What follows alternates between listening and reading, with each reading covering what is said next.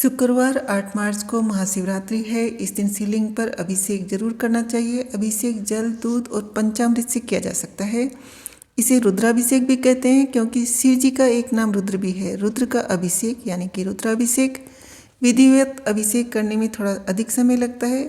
यदि किसी वजह से अभिषेक नहीं कर पा रहे हैं तो जो लोग शिवलिंग पर जल चढ़ाकर व बिलपत्र चढ़ाकर सामान्य पूजा भी कर सकते हैं। भोलेनाथ इससे भी प्रसन्न हो जाते हैं।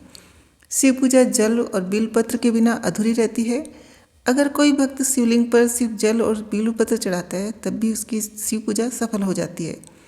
शिव पुराण में एक शिकारी की कथा है जिसे अनजाने में शिवलिंग पर बिलपत्र चढ़ाए गए। अनजाने में शिकारी ने शिव पूजा कर दी और इस पूजा से भगवान शिव प्रसन्न हो गए और उस शिकारी की सभी मनोकामनाएं पूरी कर दी थी।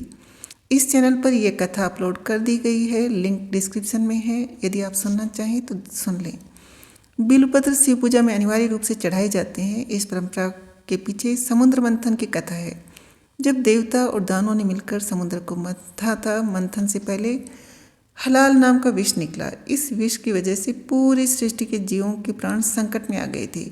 सभी की रक्षा के लिए शिव जी ने इस विष को पी लिया था और अपने गले में धारण कर लिया था। विष के असर से शिव जी का गला नीला हो गया था।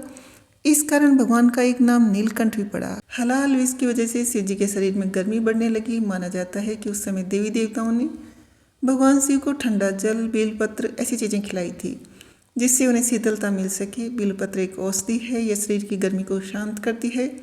इसी मान्यता की वजह से शिवलिंग पर जल और बेलपत्र चढ़ाए जाते हैं। शिव पूजा के लिए अगर नया बेलपत्र न मिले तो शिवलिंग पर चढ़ा हुआ बेलपत्र धोकर फिर से भगवान शिव को चढ़ा सकते हैं। शिवलिंग पर चढ़ाया गया बेलपत्र बासी नहीं माना जाता है।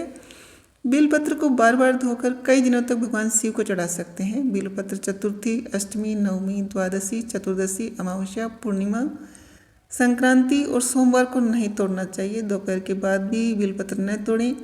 अगर इन तिथियों पर बेलपत्र की आवश्यकता हो तो एक दिन पहले ही तोड़ लें और यदि बाजार से खरीद कर लाना हो तो ले आएँ और खरीद कर ही इस्तेमाल करें, लेकिन इन तिथियों को न तोड़ें। अगर इन तिथियों पर नए पत्ते न मिलें तो शिवलिंग पर चढ़े हुए बेलपत्र को धोकर भी फिर से चढ़ा सकते हैं।